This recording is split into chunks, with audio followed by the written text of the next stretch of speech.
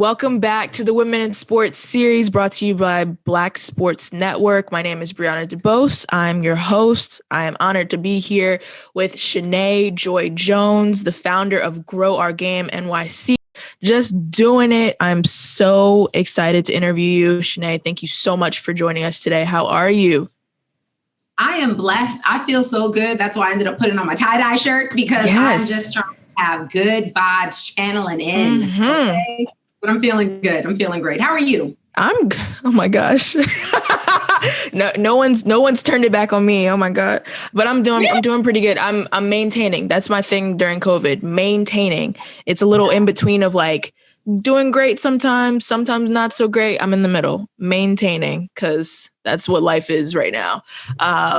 But I want to jump right into this with you. You are proud of being from New York City. I have seen your socials. You love what you do.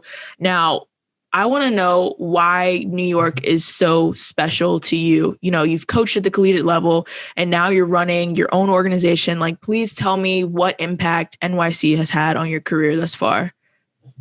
So I think it's always been interesting being from New York because there's so many subcultures in this space, right? Mm-hmm. And I think that one piece that was really, really big that didn't define who I was, but it made me really understand the fabric of the DNA that I have of being a New Yorker was my experience at NYU, right? I was kid from Queens, recruited by a number of Division I schools and ended up at Division I/III high academic school that also had an outstanding tradition of winning.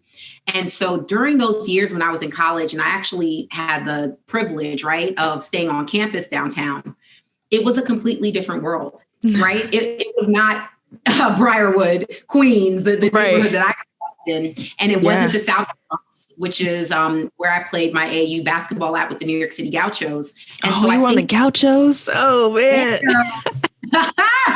Oh man. All right. We'll sidebar that, but listen, I actually really enjoyed my experience there too. It's always fascinating when you think about your experience because a lot of it had to do with the coach, right? And so I had a fantastic coach during that time, Walter Welsh, and you know, he made it fun, even though it was hard, if that makes sense. And I think that, you know, that experience, many other experiences I've had in the past with a lot of women coaches, right? Walter actually was my only male coach I ever really had. Before him, my CYO coach was a woman. My, junior high school coach, Wanda Camp, she was a woman. My high school coach, Carla Nasso, she's a woman. And ultimately, my decision to NYU was because of this incredible matriarch. Well, no, incredible patriarch, incredible man, matriarch, patriarch, right? Woman. Okay, this incredible patriarch, right? Sorry. So wait, matriarch is woman, patriarch is man. Woman. Yeah, matriarch is woman. Got it. Got to dig a little deep into my SAT book. You're good. So this incredible matriarch, Janice Quinn, and she was my college coach, and she was just such an incredible woman, right? She's still alive, so that don't mean was, but she is a woman. And during my time of being at NYU, it gave me the opportunity to explore not just who I was, but also how I define myself as a native New Yorker. And I think that it's interesting because I had so many of my teammates that were not from New York, right? These were girls coming all around the country, all around the world. To one right? Exactly. And I'm just the kid from Queens that could hop on the train and head on home whenever. Right. And so, that experience alone was such an amazing one. And it only strengthened my love for New York City. But I also think about the influences that I've had over the years with hip hop. Nas, Mobb Deep are like two of my favorite artists, rap artists, musicians. And then also, again, just thinking about, simple things like pizza, right? Going to Alba's on Queens Boulevard. That's home and it's delicious. And again, all of the other amazing things that can happen here in New York City. And when you take all of that with the experience of being a participant and now being, somewhat of a gatekeeper for girls basketball, right? Within the New York City basketball ecosystem, it is a really incredible opportunity for anyone, which is why so many people come here to try to experience that. But again, say that I'm part of that fabric and that cloth. And it really goes into my DNA, something really special and unique. And I love it. I can tell. I can tell. I mean, it's literally radiating off the screen. Okay. Now you have the tee on, but I want to jump right into this because you are doing some really cool work. And I want to know more about Grow Our Game, why this organization is so special, especially for up and coming girls basketball players. What needs are you trying to meet with this organization that you started? So essentially, the problem is that in New York City, there are zero, until Grow Our Game came along, there were zero free opportunities for girls between the ages of 4 to 10. Zero existed. There was a lot of pay to play options. There still are pay to play options. And there also are a number of youth programs. But again, those youth programs are co-ed. Right. And so when we think about girls, and we know what the research says, and we were kind of talking a little bit about academia before offline, the research really shows that having fun is important. Having other women, right, that look like young girls in front of them and teaching them the game of sport is so critical. And also there's a shortage. Right. And so the idea is, how could I create something that is much needed within the New York City basketball ecosystem, and also making sure that it is not counting out all of the kids that continue to be counted out throughout, throughout the country. Right.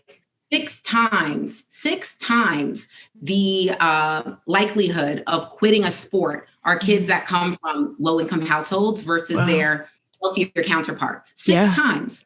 And when you also start thinking about participation, there's not only an achievement gap that we have to address, and that's educational reform. And that's kind of bringing me over to the Harlem Children's Zone. But there's also this participation gap that's continuing to widen when we talk about kids from low income households and kids from higher income households and participating in sports. At what age are kids able to participate? And so again, the research shows, and thank God for the Aspen Institute and Women's Sports Foundation, and for their publishings, they actually were able to show that, again, with research, our kids that are coming from communities like mine, right? Like when I was born and raised, like we were not wealthy at all. We were part of what you would call the working poor. Those opportunities, kids are being forgotten about, kids are being left out. And so essentially, I decided to go ahead and start my own non-for-profit to address this problem, but largely because that's my area of expertise, right? Girls sports, youth participation, and especially girls basketball is something that I'm actually just really good at. And it's not to be cocky or arrogant, it's just what it is. Right. I'm really good at teaching, and I'm really good at coaching young girls. And for whatever reason, every single one of my girls continue on to colleges on full scholarships. And that's not coincidental. Right. Every single move that I've been making in my career, especially with respect to basketball, has been completely strategic, completely intentional. And with the same intentionality, that's how we got Grow Our Game. Wow. I love that. And even going further into the data, I mean, you know this, people listening may not, but girls are more likely to stop playing sports and quit by 14, like 2 times as likely as boys are. And then it gets into, like you said, access and how much is it? And, will we have the time? And you have competing interests when it comes to just financially and breaking that down and what your demands are in your own family. So it's real. And I'm happy that you started this I'm happy that you started this organization, but I'm sad that it's the first one of its kind for girls, and to be in this safe space. That's sad. It shouldn't be. Yeah. And you know what's also fascinating about that statistic you just threw out? Because I think a lot of people, a lot of organizations, it's become a very provocative statistic, right? And I think that we really have to challenge ourselves to look deeper into the lens, because that's just girls in general, right? Right. What about girls that are coming from underserved communities, right? What about those girls? Because I'm taking a step further. the numbers are worse for them. And so again, in the same spirit of, the more obvious statistic, there's a deeper, darker reason as to why our girls from underserved communities are not even getting opportunities to play in sports. And a lot of it is because of the monetization of youth sports in general. And so again, it's been my job to try to not only debunk those myths, but to show that if we actually offer the right type of supports and the right type of curriculum and the right type of people to be placed in front of these young girls, that they will become incredible leaders of tomorrow. And so, it's a fun ride, and we're only 2 years deep into our programming, but already there's a lot of transformations happening, and I'm just looking forward to seeing how far I can take it. Absolutely. I mean, obviously you're very knowledgeable on this. And like you said, you kind of want to continue taking it a level up from what it's been, because there's no excuse why girls shouldn't have access to sports. What's the issue? What's the disconnect? What's happening? Right. And, you have coached many female athletes, obviously, and you understand the power of mentorship. Can you talk to us on why mentorship is so powerful and makes such an impact within the work that you do? So mentorship is actually something that I've done for a really long time, but I never knew that it was like, there was an actual word for it, right? Like, I just thought it was just, okay, I'm gonna help out these girls and I'm gonna help out my kids. Right. That's just what you're supposed to do. Mm-hmm. But again, I think, once you go to a different type of academic institution for college, it really opened my eyes to a lot. And so, I think that mentorship for many, right, of us, and when I say of us, I mean women of color, right? It is so critically important, because there's a lot of times where our parents may not have had access into the spaces that we currently have access to.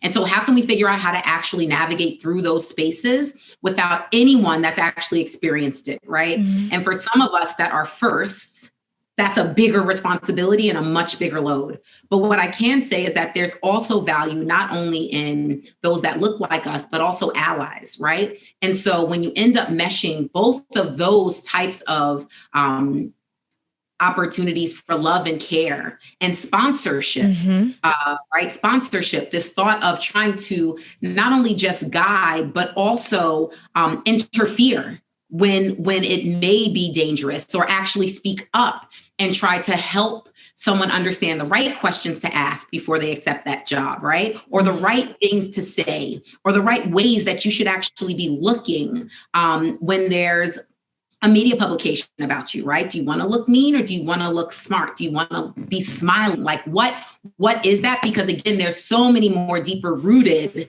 biases that, again, we just kind of forget about many times. Even as simple as your social media presence, right? Like, how are you wanting to be represented, but how do you want to be represented in your most authentic self? Right? Your most authentic self. We're not out here flossing in front of Rolls Royces and taking like jets. Like, no, because a lot of it is fake. Right. So how can we be our most authentic selves? And I think, again, through mentorship, there is an opportunity, and there's definitely a path to help others, not necessarily from failure, because I think that failure is still very important. But I think that, again, being able to learn the nuances, right, and those norms that we may not be privy to initially, will help us to do well and to excel and to know how to play the game. Yo, that's that's the whole premise of Black and Ballin' for me. It's all about knowledge sharing, because when you get to the nitty gritty, right, everybody wants Black athletes. Black athletes are put on a pedestal, and it's like, oh, you're generating millions or billions of dollars for me in this industry, whether it's youth sports, whether it's college sports, whether it's professionally, right? We know that Black athletes are like up here, right? But then it's like, I don't want you involved in any of the processes, any of the decisions, none of that. And then when it's all said and done, you're left thinking like, yo, I'm lost. I have no clue how to fend for myself, no clue what's going on financially, no clue, how to navigate this degree that I didn't even want, like what happened, all these different things. And so for me, that's the whole premise of Black and Balling, because I'm sitting here like, I just want a knowledge share, like free game, like putting you on game, period. Like that is huge. And that's all a part of mentorship. And so I'm glad that the female athletes that you've coached, and probably male athletes too, right? They have that knowledge and can be able to reference it, right? Because you can give everybody the tools, but it's like, if you don't want to use it, that's on you. But I'm telling you this because that's how it's going to be. You're going to get judged for how you look, how you portray yourself. You may not have all the social capital and all of the networking and all those tools and be able to navigate these spaces as some of your peers do, right? Why is that, right? So helping them understand how significant that is huge. So thank you for saying that. I hope anybody who's listening to this understands how important it is too, especially younger athletes. Also, some parts of a mentor though too is also like pulling them through the finish line. Because let's not get it twisted. There's some things I might say, and it's like, okay, well, that's on you to choose to do it or choose to not to do it. Yeah. It depends on the risk. Because if the risk is too high, I'm grabbing you and literally pulling you through that finish line. Like right. there is that is not negotiable. And again, that's also part of the almost the agreement, the transactional agreement, right? That we have when it's understood that I am and I become, your mentor officially, right. And I'm just your coach. Yes. So these decisions, like, no, there is no negotiation, right? Whereas maybe even with parents, there might have been an opportunity to negotiate. But again, for me, there are certain things that are just non-negotiable, right? Completing college, non-negotiable, period. Potentially quitting a team, depending on how severe the situation is, it would be non-negotiable.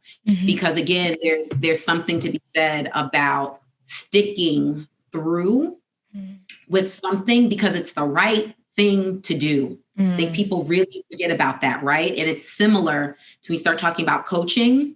There's always opportunities. There's always going to be opportunities. But do you choose to stick with the program because it's the right thing to do? Because you still know that in your heart that you are part of the change that you want to see. So you're going to stay consistent for those kids because they're expecting otherwise, right? They're expecting something different. And it's the same thing with the mentorship relationship, right? Just because you think that your mentees become successful, that does not mean that it's time for you to just kind of pull your foot off the gas, because it's usually those points when they are most vulnerable. And I'm going to say that one more time. At points of success, similar to at points of maybe your lowest, those both are when you are most susceptible to some really grimy things. And so, I think that's just life, and we're just trying to teach them. Absolutely. Lessons. For sure. Now, this interview is taking place during Women's History Month. And I want to know, what is something that you've been celebrated for this month, or what is something that has left you feeling affirmed and rejuvenated and just like, yes, I'm a Black woman and I'm in this space. What is something in that realm that has made you feel that way, felt celebrated this month? I think seeing all my homegirls and all of my closest people within my inner circle, because there's an inner circle, there's the kind of medium circle, there's outer circle. It's but for me, it's without a doubt seeing all of my homegirls doing amazing things, all of my players doing amazing things. Like one of my former players, she led the country in steals, which is a big deal. Destiny Philoxy, kid from Queensbridge, right? I think that folks really forget. And again, I can go on and on, right? I don't want to shout out too many girls because people are really going to think oh, she's just showing up. But my, another mentee just named Forbes 30 under 30 for sports. She was part of that classic. That's crazy. Patuli Kamara. So shout out to her. And she's now a coach, which just got announced the other day at her alma mater, Blair. And again, there's her. And then there's my young babies, right? And when I say not the babies, like the grow our game babies, right? Those are our little ballers, the 4 to 10-year-olds. But there's stuff with them too, because they are entrepreneurs, sis. I cannot tell you the things that these girls are doing. One of our girls, Pepper Pursley, she is literally interviewing WNBA players left and right all the time. Women's basketball players left and right all the time. Like, this girl is incredible. Then we have other girls, you know, selling tie-dye items, right? They're just entrepreneurs. Doing the merch. Go-getters. They are go-getters. So inspirational. And then I have my last set of girls I coached that are going off to college, right? And we still have 2 of them that are still trying to figure it out, right? Like, one's a senior and the COVID hit, which really messed things up for her, but she is going to go to college. Please believe that. And then we have a junior, Miss Raina Scott, who's a dynamic player, and she's going to be A-okay. She's going to be like that, yeah. And that's not even like, those are the kids. Those are the kids. Those mentions were the kids. All my other homegirls, my NYU alum people, you know, my folks that are like, again, within my innermost circle, like, they are just killing it. And I can't shout all of them out, because then they're going to be upset. Like, how you going to shout me out? The ladies, women, I'm sorry I couldn't shout every single one of you all out, but kudos to you all for really killing it and just making this month such an amazing one. Yeah, for sure. So, you know, this time has been challenging, and I'm happy that you have so much to celebrate, because this time has been challenging naturally. Like, we've all been trying to navigate this pandemic, like, what's going on. You know, Joey B is talking about July 4th. I'm like, all right, let's get this together. He's talking about July 4th for, like, you know, kind of sort of opening the country back up, President Biden. But needless to say, you know, you've had to navigate these situations in the pandemic, and you've had to navigate your organization and, you know, making sure kids are staying active, and that they're not only active in their, you know, physically, but that they're good up here, because there's so much going on. Right. So please give some advice to entrepreneurs, the ones who have the fantastic ideas, but are too scared to kind of pursue their passions, because you're doing it. And you're doing it during the pandemic, and you've obviously had to pivot. You've had to kind of move things around, get readjusted, but you're still pursuing this organization and pursuing this really meaningful and impactful work. So please give some advice to those folks who need that, like, kick. Sure. I mean, listen, another word that's been like just hyper used over the pandemic has been the word pivot. I'm going to tell you, it ain't glorious like a pivot. It's not the situation we had. This is not a glorious pivot. Like a pivot, you're still in the same spot, but it's just, let me correct myself. You're still at the same point, but you're just at a new location, right? Right. Like a compass. So your foot is here, but the compass needle is over here now. But your starting you're spot still is grounded. Still right. Pin is there. So you're just moving around. So you know, it's like literally just one foot. Right. Your one foot is grounded. This was not anything with grounding. Right. We were uprooted. And so yes, we were. Because it's like, it's been a lot for a lot of people for different reasons. So I don't want to be over here and like say, oh, well, you got to do this. You got to do that. Oh, yeah. One thing I will say, because again, the way that I'm driven during certain circumstances are very different than the way others are driven, right? Like I'm more motivated when the weather is really bad. I don't know why. It's kind of weird. It's been like that since high school. I just find myself way more productive when it's snowing, when it's raining, when it's really bad, like windy, crazy weather. That's when I'm at my peak of highest performances for myself personally, which again is kind of strange, but that's what it is. You just thrive in the adversity. Others are different though. It's like you need maybe sun, maybe you need light, maybe, you know, maybe you need darkness, whatever. I think that the bigger piece about the pandemic, and especially for those that are entrepreneurs or those that are trying to find ways of pursuing their passion projects, right? You have to be right before you can even start pouring into anything else. And so I talk about mental health a lot. I talk about therapy a lot because I am very, very transparent about how it has changed my life. right? The ability to be able to talk to someone, to really shed and shed tears, anger, joy, happiness, whatever the circumstances of that particular point in time.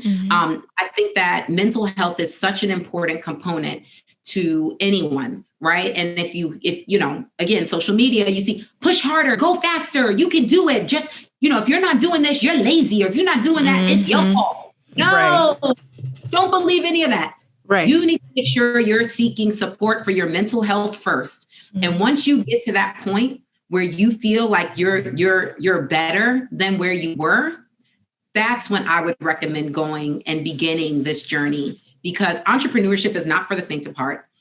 Life right now, currently, during these times for the last 12 months have not been for the faint of heart. And we've seen tragedies, we've seen, you know, amazing accomplishments, we've seen liberating times. I think that, again, through all of that, the one piece that's kept me grounded has been being able to continue to support my mental health. And so it's something that I really encourage others to have the curiosity to want to explore, and the bravery, right? The bravery to make themselves vulnerable in those positions so that they can really unpack the trauma and pain, or, you know, the frustration, right? And disappointment, or, you know, just, again, the opportunity to speak to someone that is somewhat neutral and has no bias against your own experiences. Wow. I love it. Mental health is so important. It's our foundation, essentially. So we're going to segue into some quick fire questions for you. And you have to answer, all of that. You have to answer with one word or less, or one sentence or less.